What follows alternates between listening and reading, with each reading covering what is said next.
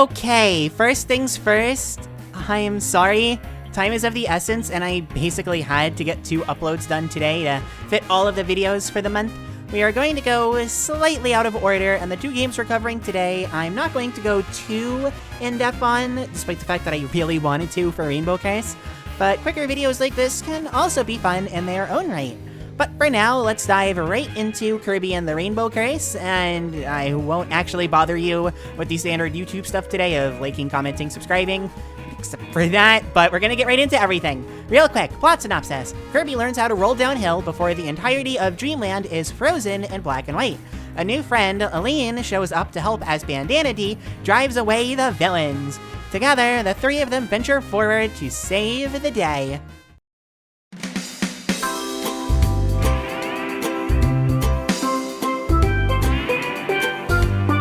Just look at it. There you go. This segment was actually really easy. But to be serious for a second, and I am always serious, the visuals are the best in the series, bar none. Some games, like Epic Yarn, do come close, but every single detail of the entire world being made of clay helps a lot. And sure, Epic Yarn has that with yarn and fabric, but Rainbow Curse even has more detail than that game. It has that clay look to it, like everything was made by hand, which it literally was beforehand, and even the frame rate isn't 60 to better emulate the look and feel of claymation. If this was a longer video, most of the praise would be going towards the visuals. Even though the rest of the game is great, the style is unrivaled throughout the entire series. Of course, the actual game itself, as I already said, is no slouch either. Remember Canvas Curse? Cool game and all, but it put everything on the touchscreen and then kinda awkwardly made you move around levels and you had to move really fast.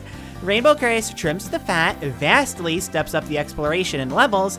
Rainbow Curse trims the fat, vastly steps up the exploration, and makes the levels more of a focus than settling for touchscreen controls being a thing and not much else. Levels here are massive, and moving through them with this control scheme feels great. You have total freedom to explore wherever you want, and unlike other Kirby games, you're never limited by things like a slow move speed or losing your ability constantly. Rainbow Curse focuses on what matters, and that's great levels with great theming. And that's the bulk of it. This has one of my favorite soundtracks in the series, but to keep things less personal, it still has the best graphics, best levels, best controls, and best pacing of any Kirby. The unlockables, like the diary entries and figurines, are loaded with personality and life, either bringing a smile to your face or a genuine laugh. Unlike many Kirby games, this has a strong artistic style that it successfully carries start to finish without faltering, and unlike the rest, it has the gameplay to back it up. And that's why Rainbow Curse is the best in the series.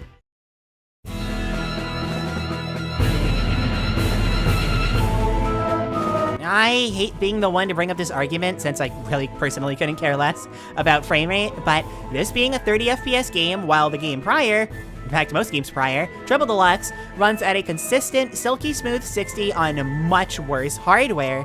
Call it stylistic all you want, it's really no excuse, and that clay style may look good, but when compared to the bizarre painting-looking all backgrounds of Rainbow Curse, or the yarn world of Epic Yarn, or even that Return to Dreamland style look that was so good it was used for multiple games, why did this game actually have to be clay?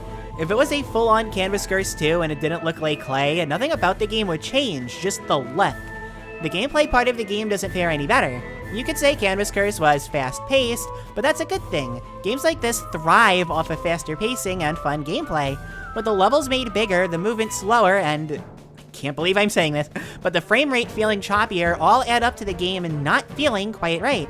Not to mention, it's much slower too. No copy abilities is lame, but unlike a game like Epic Yarn or Mass Attack, here it doesn't make sense. There's no story reason for it, and Canvas Curse having them to begin with makes their exclusion here even weirder. This really does kind of feel like a game that's just there, which is very fitting considering that it was on the Wii U. You can say whatever you wanted about Canvas Curse, but at the end of the day, it was a strongly innovative title that inspired touch control games moving forward while also knocking it out of the park on the first attempt.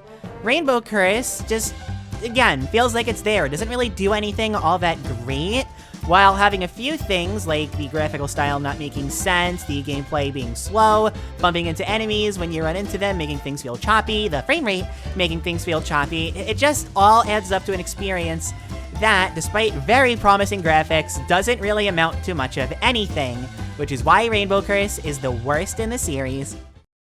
Wow, no positive takes on my Discord server for this game? Is that a first? I mean, I guess nobody hated it, but all I really heard about was that it looked great, but Canvas Curse is better, or that nobody played it. And that makes this quick and all, which I really need right now, but that feels a little weird.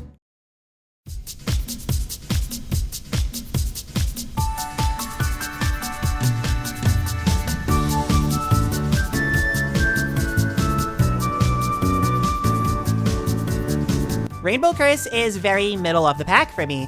And don't get me wrong, I actually really like it, but for my Kirby game rankings list, this fell really close to the center. It's got a lot that I really like, some stuff that I don't, and one of the best soundtracks and the single best visuals, I think at least, in the whole series. I can't say that this is like Triple Deluxe where the bad infuriates me, but the good doesn't make me feel the highs of comparable games, at least for my rankings, like Epic Yarn or Dreamland 1, not to mention Canvas Curse.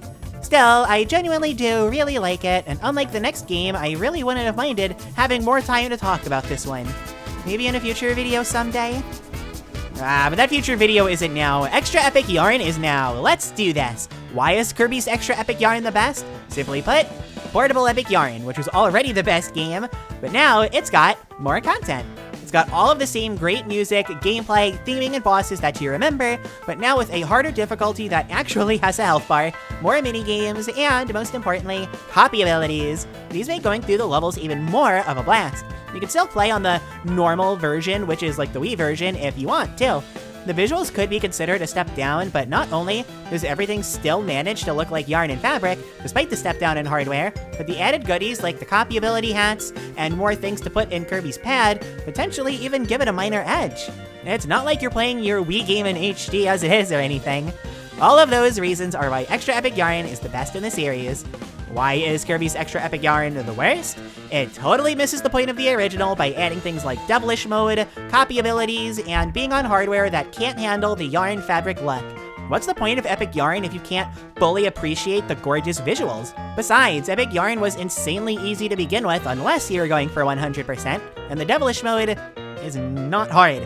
Thanks to copy abilities, even going for Hundo is absurdly easy. Portability is nice, but once Wii Epic Yarn gets a Switch port, Extra Epic Yarn loses its main advantage. Because of all these reasons, Extra Epic Yarn is the worst game in the series. As for my Discord, you'll be happy to know that even this late in, I got almost no answers. We'd been on a roll for a while, but not a lot of people got to play Extra Epic Yarn, so bummer, I guess. Those who did answer either prefer the Wii version or just said it was epic. And it is hard to argue with that. Epic Yarn may have been epic, but this game is extra epic.